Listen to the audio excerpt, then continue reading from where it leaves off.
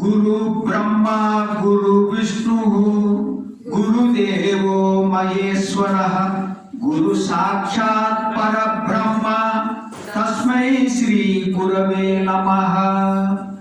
ఆపద అపహర్తారం దాతారం సర్వ సంపదాం లోకాభిరామం శ్రీరామం భూయో భూయో నమామ్యహం. మనోజవం మారుతతుల్య వేగం జితేంద్రియం బుద్ధిమతాం వరిష్టం వాతాత్మజం వానరయూథ ముఖ్యం శ్రీరామదూతం శిరసా నమామి.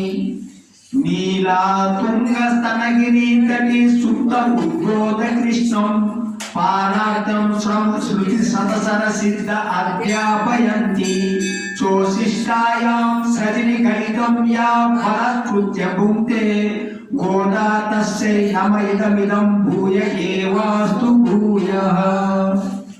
భూతం సరచ మహదావాయ భట్టనాథ శ్రీ భక్తిసార కులశేఖర యోగి వాహాన్ భక్తాంజనేయులు పరకాల యతీంద్ర మిశ్రాన్ శ్రీమత్ పరాంకుశ ముని ప్రణతోస్మి నిత్యం.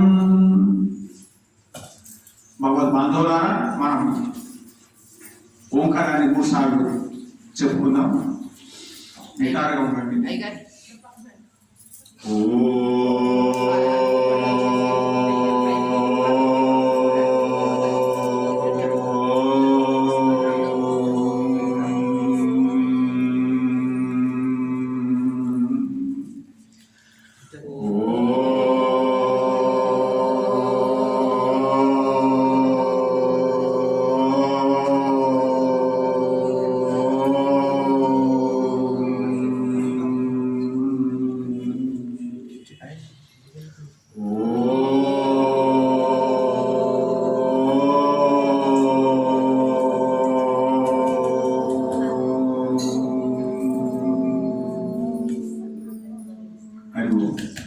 భగవద్ బాంధవులారా, అందరికీ హృదయపూర్వక నమస్కారాలు. మనం ఈరోజు 16వ పాఠం. ఈ 30 పాసురాలకు శ్రీకృష్ణ పరమాత్మ ఒక హారంలో పెద్ద పసులు అంటున్నాడు.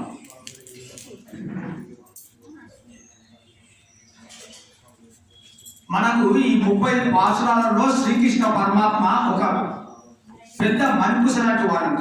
తర్వాత పక్కనున్న పూస ఈ ఒక 16వ పాసురం అని చెప్తారు.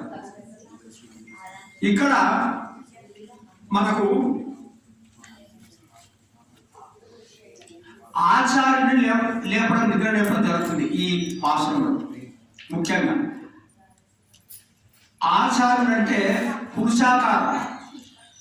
పురుషాకారమైన పాసురం ఇది. అంటే ఆచార్యుడు పురుషాకారం వంటి వాడు అంటారు. ఎందుకు పురుషాకారం వంటి వాడు అంటే భక్తుడు లేక శిష్యుడు పరమాత్మని చేరాలి, పరమాత్మ దగ్గరికి పోవాలనేది పరమావధి అయినప్పుడు శిష్యుడు ఆచార్యుని ఆశ్రయించాలి. ఆచార్యుని ద్వారానే పరమాత్మ దగ్గరికి వెళ్ళాలి. ఎందుకంటే ఈ యొక్క శిష్యుల్లో ఉన్నటువంటి ఈ మాలిన్యాన్ని తొలగించి ఆ పరమాత్మ యొక్క ఔదార్యాన్ని ఈ శిష్యుని మీద ప్రసరింపజేయడానికి కలిగిన అర్హతను ప్రసాదిస్తాడు ఆచార్యుడు. అందుకోసమే పురుషాకారం వంటి వాడు అంటారు. ఇది ఈ యొక్క 16వ పాసురంలో ముఖ్యంగా మనకున్నది. మనం ఒకసారి ఈ పాసురాన్ని అనుసంధానం చేసుకుందాం.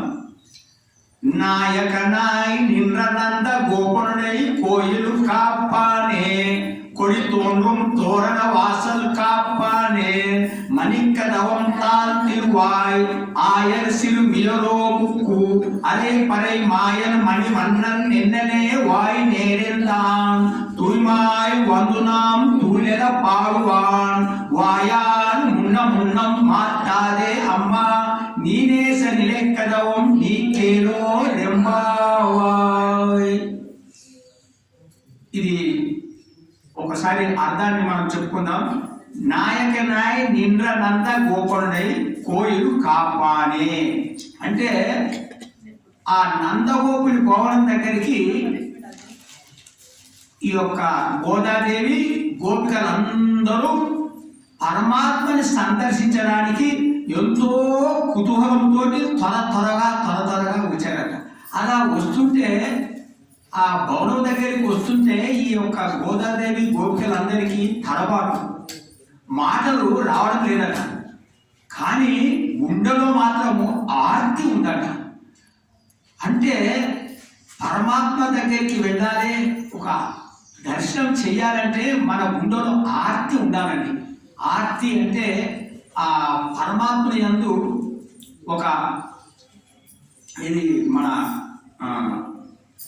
ఏదైతే ఒక నీళ్ళ నుంచి చాపని మనం బయట పెడితే ఎలా తన్నుకుంటుందో ఆ నీళ్ళ కోసము, ఆ మాదిరిగా ఆ పరమాత్మను ఆ భక్తుడు అలా కనపడాలన్నమాట. అది ఆర్తి. ఆ ఆర్తి ఈ గుండెలో ఉన్నది.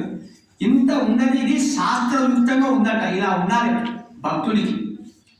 అంటే ఇంత శాస్త్రయుక్తంగా వీళ్ళకి ఎట్లా తెలిసింది ఈ గోపికలందరికీ అంటే, ఎప్పుడైతే పరమాత్మ యందు ప్రీతి కలిగి ఆ పరమాత్మను దర్శించాలి అనే ప్రీతి ఉంటేనట వీళ్ళు ఏది మాట్లాడినా శాస్త్రం అవుతుందట. వీళ్ళు ఏది ఆచరించినా అది సాంప్రదాయం అవుతుంది. ఎందుకంటే నిరంతరము పరమాత్మ మీద ప్రీతి ఉన్న వాళ్ళ యొక్క ఆ మానసిక స్థితి అలా ఉంటుంది. మనకు పెద్దలు చెబుతారు ఏంటంటే, ఇప్పుడు రామకృష్ణ పరమహంస ఉన్నాడు.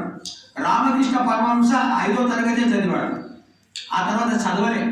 కానీ ఆయన అమ్మవారిని ఎందు అమితమైన ప్రీతి, అమ్మవారిని చివరికి ఆయన దర్శనం కూడా చేయించుకున్నాడు. ఆయన నోటి నుండి శాస్త్రాలు వచ్చినాయి. శాస్త్రాలు చదవలే, కానీ ఆయన నోటి నుంచి ఏది మాట్లాడినది శాస్త్రం అయిపోయింది. ఆ విధంగా ఈ గోపికలకు శాస్త్రార్థాలు కూడా తెలిసిపోతున్నాయి అన్నమాట పరమాత్మ యందు ప్రీతి చేత. ఈ ఆర్తి ఉన్నది కాబట్టి నాయకనాయ్ నిన్న నంద గోపనై కోయిలు కాపాడే, ఓ మాకు నాయకుడైనటువంటి ఓ నందగోపాల, ఈ నందగోపాలుని యొక్క భవనాన్ని కాపాడే ఓ గూఢరక్షక అంటున్నారు. మాకేమో నాయకుడు ఎవరు? నందగోపాలు. ఆ నందగోపాలుని యొక్క గూణాన్ని నువ్వు రక్షిస్తావు. చూడండి, ఆ విరేపల్లెలో అందరికీ శ్రీకృష్ణుడే నాయకుడు. శ్రీకృష్ణుడు అంట మన హరివు, నందగోపుడే నాయకుడు, శ్రీకృష్ణుడు కూడా నాయకుడేనట. ఎందుకంటే శ్రీకృష్ణుడు చాలా సంతోషిస్తాడంటే, ఎందుకంటే ఆ పరమ పదముల శ్రీకృష్ణ పరమాత్మకు స్వతంత్రత ఉన్నదండి, పారతంత్రం లేదు. అక్కడ నిన్న మనం చూసాం కదా, వైకుంఠ ఏకాదశిలో 3 కోట్ల దేవతలు ఆయన దగ్గరికి వచ్చి వందనాలు సమర్పించుకుంటారు. అంటే ఆయన స్వతంత్రుడు, పారతంత్రత లేదు. ఆ పారతంత్రత అంటే ఇతరుల మీద ఆధారపడాలన్నటువంటి ఆ సంతోషం చేత శ్రీకృష్ణుడు వేపాలలో నందగోపుని ఇంట్లో జన్మించింది అనమాట. అదే ఆయనకు సంతోషం. ఇప్పుడు నందగోపుడు ఆచార్యునికి వశమై ఉన్నాడు ఎవరు? సాక్షాత్ పరమాత్మ అయినటువంటి శ్రీకృష్ణ పరమాత్మ. ఇది ఆయనకు సంతోషం. అందుకోసమే ఓ నాయక అని నందగోపుడు అంటే శ్రీకృష్ణ పరమాత్మ సంతోషపడతాడని ఈ గోదాదేవి గోపికలు ఏమన్నారంటే, నాయకనాయ్ నిన్న నంద గోపురుడై, ఓ నాయక, ఓ నందగోపాల, ఆ భవనాన్ని రక్షిస్తున్నట్టు ఓ స్వామి, మేము శ్రీకృష్ణుడు సందర్శన చేయడానికి లోపలికి వెళ్ళాలి, మాకు అనుమతి అని ప్రార్థన చేస్తుంది అనమాట ఈ గోదాదేవి ఈ గోపికలు. అప్పుడు ఆ భవనాన్ని రక్షిస్తున్నటువంటి ఆ రక్షక భటుడు సైగ చేశాడట, వెళ్ళండి అని. సో లోపలికి వెళ్తున్నాం. ఇంకొక ద్వారం ఉన్నదండి. 2 ద్వారాలు దాటిన తర్వాతనే మన ఎవరు? నందగోపుడు, ఆ తర్వాత యశోదమ్మ, తర్వాత శ్రీకృష్ణ బలరాముడు కనబడతాడు. సో 2వ ద్వారం వద్ద, అందుకోసం 2వ ద్వారం ఎలా ఉంటుంది? కొడి తోండ్రు తోరణ వాసన్ కాపానే, అక్కడ ఆ సింహద్వారం అంటుందండి. ఆ సింహద్వారానికి కొడి తోండ్రు అంటే జెండా ఎగురుతున్నట్టు రెపరెపలాడుతున్నది, కట్టిలు జెండాని ఆ సింహద్వారానికి. తర్వాత తోరణాలతోని అలంకరించబడ్డారన్నమాట ఆ సింహద్వారం. కొడి తోండ్రు తోరణ వాసల్ కాపానే, ప్రకాశిస్తున్నది జెండాతోని తోరణాలతోని ఆ సింహద్వారం ప్రకాశిస్తున్నది. కొడి తోండ్రుం తోరణ వాసల్ కాపానే మణిక్క దవం తాతిరువాయ్. అది అక్కడ ఆ సింహద్వారము మండుతో ఉన్నదట. ఆ గడియేదో తలిపేదో తెలియదు, గడియేదో తెలియదు, అంటే అన్ని మండుతో ఉన్నది. అంటే నందగోపుడి యొక్క ఐశ్వర్యం చూడు ఎలా ఉందో.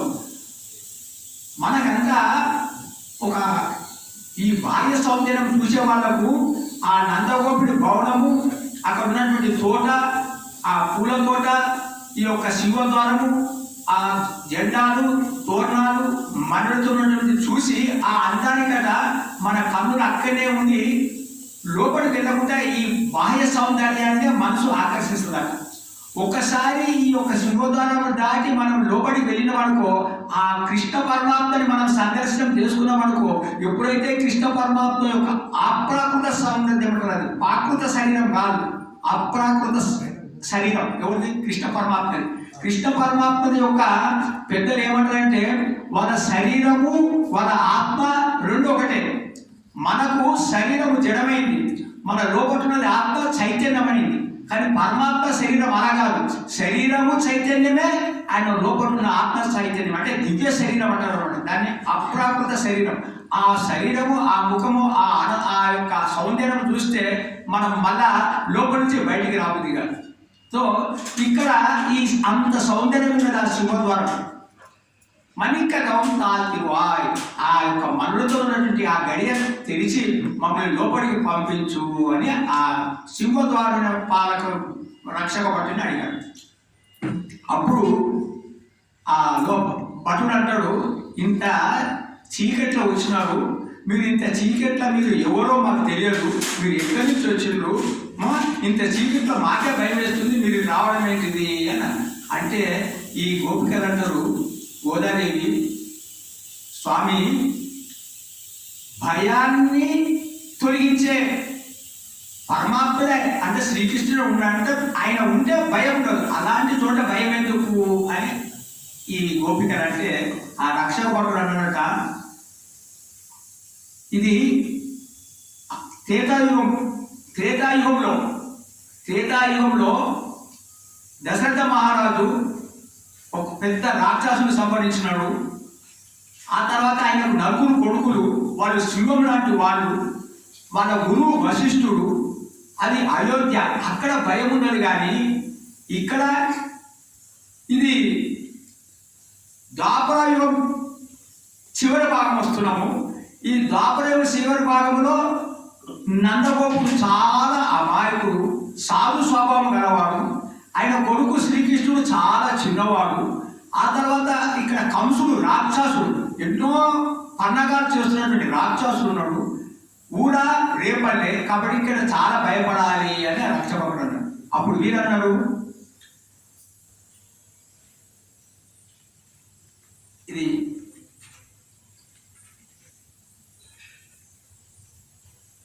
ఆయన సిరు మియరో ముక్కు. ఆయన సిరు మియరో ముక్కు అంటే ఆయన అంటే మేము గొల్లవాళ్ళం అన్న, కుడి ఎడమ తెలియని వాళ్ళం, నిష్కపటం, మాకు కపటం లేదు. ఆ తర్వాత మేము చిన్న పిల్లలం, మేము చిన్న ఆడపిల్లలం. అంటే లోపల రక్షపటం అంటమ్మా, ఆడవాళ్ళే పూతన అనే రాక్షసి మంచిగా అందమైన ఒక గోపిక వేషం వేసుకొని వచ్చి శ్రీకృష్ణుడు చంపడానికి ప్రయత్నించి మా కొంప తీసింది, కాబట్టి మేము మిమ్మల్ని పంపము అన్నాడు. అంటే అప్పుడు వీళ్ళంటారు, కాదు, మాకు శ్రీకృష్ణుడు అరే పరే, అరే అంటే మేము కీర్తన చేస్తాం, పరే అంటే మంచి వాయిద్యం, మంచి శబ్దం ఇచ్చే వాయిద్యం ఇస్తారని ఏం చెప్పిండు, మాయను మణివన్నని నిన్నలే వాయు నేరేంద. ఆ మాయావి, ఆ మణిలాంటి శరీరం గలవాడు మాకు మాట ఇచ్చినాడు. ఒక ఏది గీత మీద శబదం చేసి మీకు పరే అనే వాయిద్యం ఇస్తాడని మాకు చెప్పాడు, అందుకోసం మేము వచ్చినాము అని వీళ్ళందరూ. అంటే లోపల ఉన్న రక్షకుడు అంటాడు, మీరు వచ్చిన బాగానే మంచిగానే మాట్లాడుతున్నారు, కానీ మీ అంతరంగము ఎలా ఉందో మేము తెలుసుకోవాలి, మీ అంతరంగంలో ఏమి ఆలోచన ఉన్నదో మాకు తెలియాలి అని రక్షకుడు అన్నాడు. అంటే అప్పుడు వీరు అన్నారు, తుయిమాయి వందునా, తూయిమాయి వందునాం అంటే మేము బాహ్య శుద్ధి ఉన్నాము, లోపల శుద్ధి ఉన్నాము. అంటే బాహ్యంగా మేము స్నానము ఆచరణ చేసి వచ్చినాము, అంతరంగ శుద్ధి ఉన్నది, ఎలాంటి మాలిన్యం లేవు. అంటే ఏమన్నట్టు మేము పరమాత్మ చేతనే రక్షింపబడ్డ వాళ్ళము, ఆ పరమాత్మకి మేము చెందిన వాళ్ళము అన్నటువంటి భావనలో ఉన్నటువంటి వాళ్ళం మేము. తూయిమాయి వందునాం. సరేనమ్మా, అసలు మీరు ఎందుకు వచ్చిండ్రు, ఇంతకు ఏం పని మీద వచ్చిండ్రు అని అంటే తూయి లేదా పాడు ఆయన నిద్రిస్తున్నాడు కదమ్మా, నిద్రిస్తున్నాడు కదా స్వామి, ఆయన నిద్ర నుంచి మేల్కొల్పాలని మేము మేల్కొల్పుడు పాటలకు వచ్చినాము. ఆయన పండుకున్నప్పుడు లేస్తూ ఉంటే, ఆ లేచి ఆ కన్నులు చూస్తుంటే, ఆ ముఖం చూసి మేము ఆనందపడాలని, ఆ సమయంలో ఆయనకు మేల్కొల్పుడు పాడాలని మేము వచ్చినాం స్వామి. వాయాలు ముండం మా తాతే అమ్మ, ఇంకా మీరేమి మా మాటకు అడ్డు చెప్పకండి, ఇక మీరు మమ్మల్ని లోపలికి పంపించండి. వాయాలు ముండం మీరు మా చెప్పిన మాట విని ఇంకా మీరు అడ్డు చెప్పకుండా మమ్మల్ని లోపలికి పంపిస్తే మేము సకాలముగా సరైన సమయంలో ఆ శ్రీకృష్ణ పరమాత్మను చేరి మేము ఈ యొక్క వ్రతాన్ని చేసుకుంటాం. కాబట్టి మీరు ఏమాత్రం అడ్డు చెప్పకుండా మమ్మల్ని లోపలికి పంపించు అని ప్రార్థన చేస్తారన్నమాట. అప్పుడు ఆ రక్షపటుడు సరే వెళ్ళండి అన్నాడు. వెళ్ళండి అంటే వీళ్ళను నేనేస నిలెక్కదవం నీకేలో రెంబావాయ్. నేనేస నిలెక్కదవం అంటే ఆ తలుపులు ఎలా ఉన్నాయంటే ఆ భూమికి అంటుకొని అనమాట. ఆ తర్వాత దృఢంగా ఉన్నాయి ఆ తలుపులు ఆ రెండు తలుపులు ఉంటాయి కదా, అవి మేము తెరుచుకోలేము, తెరవలేము, నీవే తెరవాలి అన్నారు. ఎందుకంటే ఆ రెండు తలుపులు దేనికి ప్రతీకలంటే మన మమకారానికి, అహంకారానికి. మనలో ఈ మమకారము అహంకారం చాలా మన పరమాత్మనికి ఒక అడ్డు కూడా లాంటివి అనమాట. అందరికీ ఈ అహంకారము మమకారము సర్వసాధారణంగా ఉంటుంది. దాన్ని తప్పించుకోవడం అంటే చాలా కష్టం, ఎంతో సాధన పరమాత్మ కృప. ఈ అహంకారము మమకారమే మనకు పెద్ద అడ్డు కూడా. ఈ అడ్డు కూడా తొలగాలంటే ఈ మమకారం అహంకారం పోవాలి. ఇవి పోతే మనకు ఆ పరమాత్మ దర్శనం అవుతుంది. అప్పటి మట్టుకు మనకి మమకారం ఉన్నంత మట్టుకు, అహంకారం ఉన్నంత మట్టుకు ఎవరి వల్లే మనం మన యొక్క మనసుని శోధన చేయొచ్చు. ఎంత నాకు అహంకారం ఉన్నది, నాకు ఎంత మమకారం ఉన్నది ఈ ప్రపంచం పైన. ఇవి రెండు చాలా అడ్డంకులండి, ఇవి తొలగాలి. అందుకోసమే స్వామి మేము ఎంత సాధన చేసినా ఈ మమకారం అహంకారం మాతో కాదు. అంటే మనం శరణాగతి, అంతే. ఆ పరమాత్మకు కానీ ఈ యొక్క యోగులకు కానీ మనం శరణాగతి చేసేయాలి. అంటే మాతో కాదు. ఈ మమకారము అహంకారము మేము ఎంత సాధన చేసినా తొలగించుకోలేము. కాబట్టి మీరే ఈ యొక్క తలుపులు తెరిచింది. ఈ తలుపులు లోపడుకుంటాయండి. ఈ యొక్క మమకారం అహంకారం తలుపులు లోపలికి తెరిస్తే మేము దర్శనం చేసుకుంటామని చెప్పి అప్పుడు ఆ రక్షపటుడు తలుపులు తెరిస్తే లోపలికి. ఈ విధంగా ఈ గోపికలు ఎవరైతే పండుకున్నారో, ఎవరు మన నందగోపుడు, యశోదమ్మ, శ్రీకృష్ణ పరమాత్మ, బలరామ అక్కడి దగ్గరికి వెళ్ళినమాట. ఇప్పుడు ఇది 10వ పాశ్రంలో మనకు తెలుస్తుంది. ఇక్కడ కొంచెం లోపలికి అర్థం చేయాలంటే ఏమంటారంటే, ఇప్పుడు జెండా ఉన్నది. జెండా ఎందుకు పెట్టిందంటే ఆ వేపాలలో చెప్తారు పెద్దలు, వీళ్ళు ఇది ఉదయమే అంటే రాత్రి చీకటి పూట ఈ నందగోపుడింటికి రావాలంటే అన్ని ఇల్లు ఒకే మాదిరి ఉంటున్నాయి అక్కడ. తో జెండా ఉంటే గుర్తుపడతారని చెప్పేసి శ్రీకృష్ణ పరమాత్మ జెండా వీళ్ళకు ఏర్పాటు చేసినప్పుడు అందుకోసం జెండా మీద ఈ జెండా కట్టడము, జెండా ఎగరడం దేనికి చిహ్నం అంటే ఓంకారానికి అంట. ఓంకారం మనం ఇప్పుడు జపిస్తున్నాం కదా, ఈ ఓంకారం మనకి ఏం చెప్తుందంటే నాకు పరమాత్మనే రక్ష, నన్ను రక్షించువాడు పరమాత్మనే అన్న భావన మనలో కలిగిస్తుందట ఓంకారం మనం చేస్తా ఉంటే. ఆ ఓంకారము కట్టడము అనే దానికి ఏంటంటే నమః అనే పదానికి ఆ కట్టుడనే దానికి చిహ్నం అని చెప్తారు. అంటే నమః అంటే ఏంటంటే నాది కాదు, అంటే నేను ఈ శరీరం నేను కాదు, నేను ఈ ప్రపంచానికి చెందినవాడు కాదు, నేను పరమాత్మకే చెందినవాడిని అని మనకు నమః అనే పదాన్ని తెలియజేస్తుంది. ఈ ఓంకారం ఓం నమః ఓం అంటే పరమాత్మ రక్షకుడు, నమ అంటే నేను పరమాత్మకే చెందినవాడిని అనేటువంటి భావం మనలో కలిగిస్తుంది. ఇది మనలో రావాలి. అంటే ఒక జెండా, ఒక ఈ తోరణాలు కట్టడం అంటే దానికి మనం గుర్తు చేస్తున్నాం. తర్వాత ఆచార్యుడు కంటే ఆ ఆచార్యుల ఉన్న శిష్యులను కూడా మనము ఇది ప్రార్థన చేయాలి. అప్పుడే మనకు శ్రేయస్కరం. అంటే భక్తుడు ఇంకా భక్తుడిని దగ్గర చేసుకొని మనం పరమాత్మ దగ్గరికి వెళ్ళాలండి. ఎందుకంటే మనం పరమాత్మ దగ్గరికి అంటే పరమాత్మ భక్తుడు ఇంకా ఆ భక్తుడు సేవ చేస్తే లేదా పరమాత్మ చాలా సంతోషిస్తాడట. అందుకోసమే వీళ్ళు ఈ యొక్క రక్షక భటుడు ఇంత ప్రార్థన చేశారు. అప్పుడు వీళ్ళు లోపలికి వెళ్ళి ఎందుకు భక్తులను మనం సేవ చేస్తే మనకు పరమాత్మ సంతోషిస్తారంటే ప్రమాణం ఎక్కడ ఉందంటే భాగవతం అండి. గజేంద్ర మోక్షంలో ఆ ముసలి 7 పాదాలను పట్టుకొని నీళ్ళ లోపలికి తీసుకెళ్ళిపోతుంది. 1000 సంవత్సరాలు పోరాడుతుంది. ఏది ఏనుగు అండ్ ముసలి 2. అయితే ముసలికేమో బలమైపోతుంది, ఏనుగుకేమో బలహీనం అయిపోయింది. ఇంకా లాభం లేదని ఆ ఏనుగు ఆ పూర్వజన్మ సుకృతం చేత పరమాత్మని ప్రార్థన చేసింది. అప్పుడు విష్ణుమూర్తి ఒక సుదర్శన చక్రం వదిలిలు ఈ ముసలిని సంహరించాడు. ఆ ముసలికి సంహరించిన తర్వాత ఒక దివ్య రూపం వచ్చి విమానం మీద తన వైకుంఠ లోకానికి వెళ్ళిపోతున్నాడు ఆ ముసలి. అప్పుడు అందరూ అన్నాడంట, ఏనుగు ప్రార్థన చేసింది కానీ ముసలికి ముందుగానే నీ యొక్క వైకుంఠం లోకానికి ఆయనకు ప్రాప్తమిస్తున్నావు స్వామి ఎందుచేత అంటే అప్పుడు విష్ణుమూర్తి అన్నాడంట, నిజమే కానీ ఆ ముసలి నా భక్తుని యొక్క కాలు పట్టుకునేది, నా భక్తుని కాలు పట్టుకునేది కాబట్టి ముందుగా ముసలికి నేను మోక్షం ఇచ్చిన అని చెప్తాడు. అది పరమాత్మ కూడా తన భక్తులు ఎవరైతే సేవిస్తారో పరమాత్మ సంతతిస్తాడు. ఇది భాగవతం ద్వారా మనం తెలుసుకుంటుంది. అందుకోసమే గోదాదేవి కూడా నాయకుడైనటువంటి ఆ రక్షభటులు కూడా ప్రార్థన చేసి పరమాత్మ దగ్గరికి వెళ్తుంది అన్నమాట. ఈ విధంగా ఎన్నో రహస్యాలు ఉన్నాయి ఇందులో. మణిలాంటి వాడు అంటే పరమాత్మ మణిలాంటి వాడు. ఇంద్రనీలము అంటే మణి అందులో అలాంటి వాడు.